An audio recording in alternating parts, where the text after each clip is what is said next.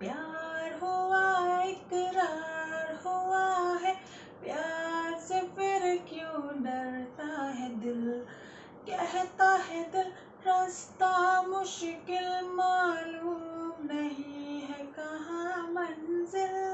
हम जैसे ये गाना सुनते हैं हम सबके दिमाग में राज कपूर और नरगिस छा जाते हैं।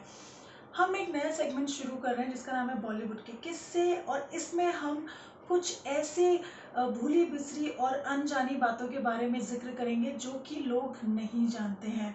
आज हम बात करने वाले राज कपूर और नरगिस की ज़िंदगी के बारे में, जिसमें हम उनकी प्रेम कहानी और उनकी ज़िंदगी से जुड़े हुए कुछ खास किस्सों के बारे में बात करेंगे।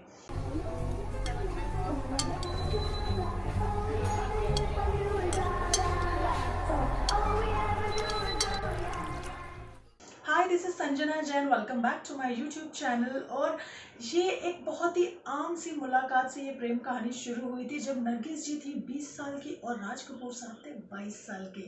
तो हुआ ये कि राज कपूर साहब अपनी मूवीज़ के लिए एक अच्छे से स्टूडियो की तलाश कर रहे थे। इसी समय उन्हें पता लगा कि नरगिस की माँ जद्दन बाई एक स्टूडियो में काम कर रही हैं रोमियो और जूलियट की शूटिंग के सिलसिले में। इसी उधेड़-बुन में उन्होंने सोचा क्यों ना उनसे जाके मिला जाए।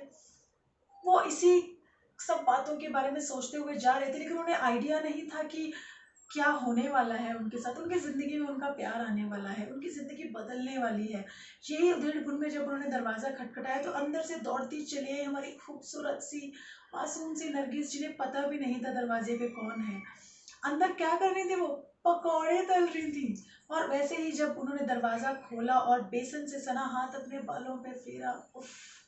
नरगिस की इसी अदा पे राज कपूर साहब फिदा हो गए थे। हालांकि नरगिस का ऐसा सोचना नहीं था। उन्होंने अपनी बहुत ही खास सहेली को ये बताया था कि एक मोटा सा नीली आंखों वाला लड़का आया था, अजीब तरीके से देख रहा था। आपकी शूटिंग में तो वो मुझ पे लाइन भी मारने लगा था। ये जो प्रेम कहानी एक तरफा चल रही थी अब तक, उससे कोई ज़्यादा खुश नहीं था, ना ही नरगिस की माँ जद्दन बाई और ना ही राज कपूर साहब के घर वाले। बरसात फिल्म के आते आते नरगिस जी पूरी तरह राज कपूर साहब को समर्पित हो गई थी। आवारा मूवी आने के बाद नरगिस की माँ का देहांत हो गया था, जिससे कि कोई रोक टोक करने वाला अब बचा नहीं था।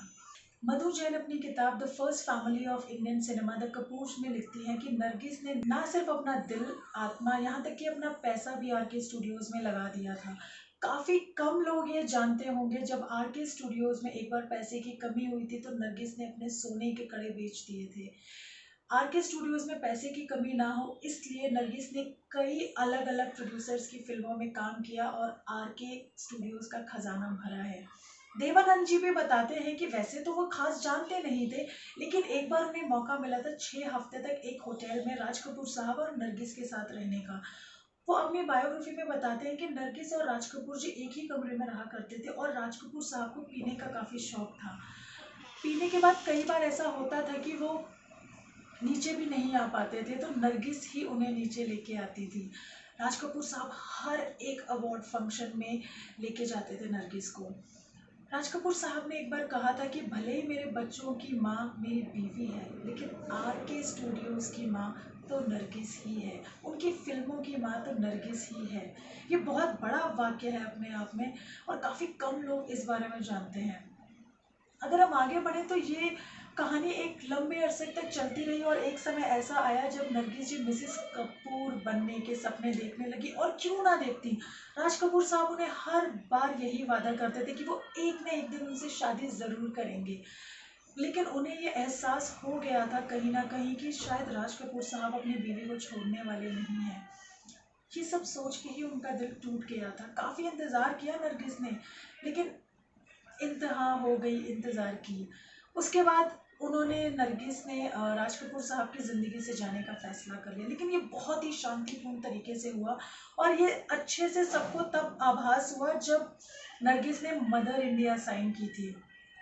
और मदर इंडिया के रिलीज़ होने के पहले नरगिस ने सुनील दत्त से शादी कर ली थी और ये बात किसी को भी नहीं बताई गई थी, क्योंकि मदर इंडिया में नरगिस सुनील दत्त की माँ का रोल प्ले कर रही हैं।